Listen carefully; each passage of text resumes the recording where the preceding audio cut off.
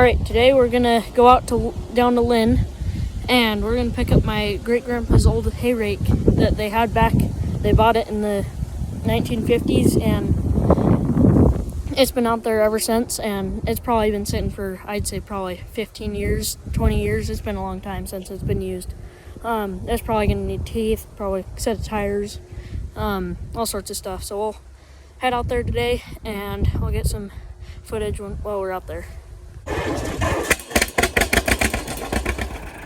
Dad's gonna try and lift it out.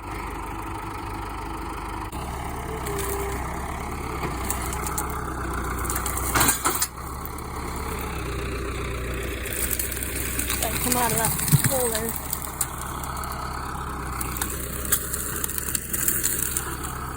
There she comes.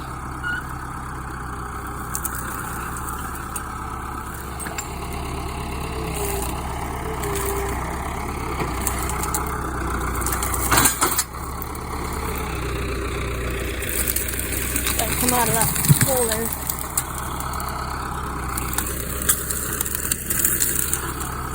There she comes.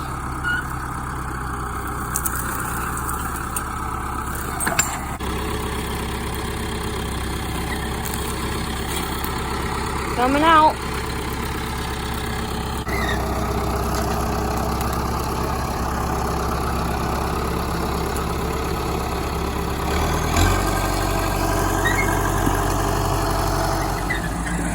So I about got her. Truck's waiting down there. I think there's like a little lever right here on the gearbox. I think that's how you engage the basket. We'll have to see if that works here in a second.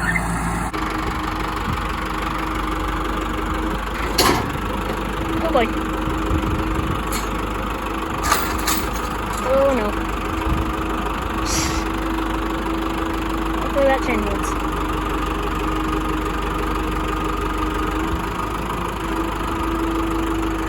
She's gonna fit on here.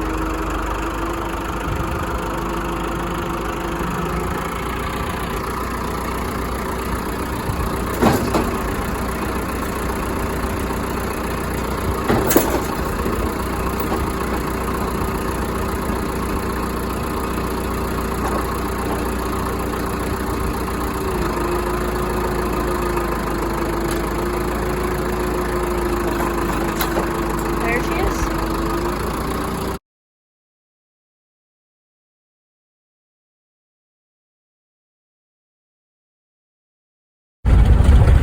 Heading back.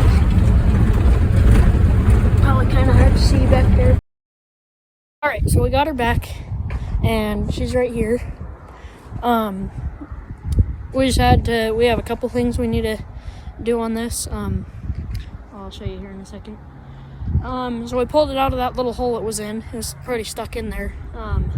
This is about a month later. I haven't done any videos on it, but here, I'll flip the camera around real quick. So over here, the tires, they were original Goodyear tires. They came on this when it was bought back in, who knows, 1950 or whatever. And so we just had to pop the duals off this end and then undo the bolts right here on this, that kind of held that up. And then it just slid off of here, and then that rim would come off here. And it has like this little spacer kind of deal right here. And so it just slides onto there and holds that hub on so that it engages. And that was broken. So we had to weld. We just took that little piece off and grinded it flat, and then welded a little piece of pipe on there so it'll fit. And so that just kind of pushes that hub over the, like that, just kind of plate, kind of like this, so it just keeps it on there. So we had to do that, and then we got the tires. They're in. We're just finding some. They're kind of weird, sizes. They're like a 6.75 by 16 or something. I can't remember. And then we got this handle right here. This was stuck right here somewhere, and so it was all the way lowered. And I just soaked it in some WD-40 and then pounded on it enough that it got free, or frayed up. Sorry. And so now that works good, and that just kind of lowers it. And then I'm not super sure what this does. You can give me some ideas, but looks like just kind of sends this thing out and like pulls on these or something. I don't know. And then it probably needs a new U-joint here. This is about real messed up, and then it just needs that shaft running back, and then I think it'll be pretty good. All right, so I'm gonna go ahead and end the video here because it might take a while for those tires to show up, or they're kind of a weird size, so they like don't really have a lot of them. So I'll try to get a video out probably next week sometime, or whenever we get those tires. And I got some bolts just kind of holds the axle up on, and then holds that bracket that we made together, or kind of spacer, or whatever you want to call it. But here, let me flip my camera around real quick. There we go. We got all our concrete poured here, so we got, well, all except for just one little section back there. You can kind of see. We got it all poured except for that, and it's all turned out pretty good. We've had it for a couple weeks now, so I could start driving on it, and then we got to get all our framing up. We got all the wood and stuff right here, and got this welded in.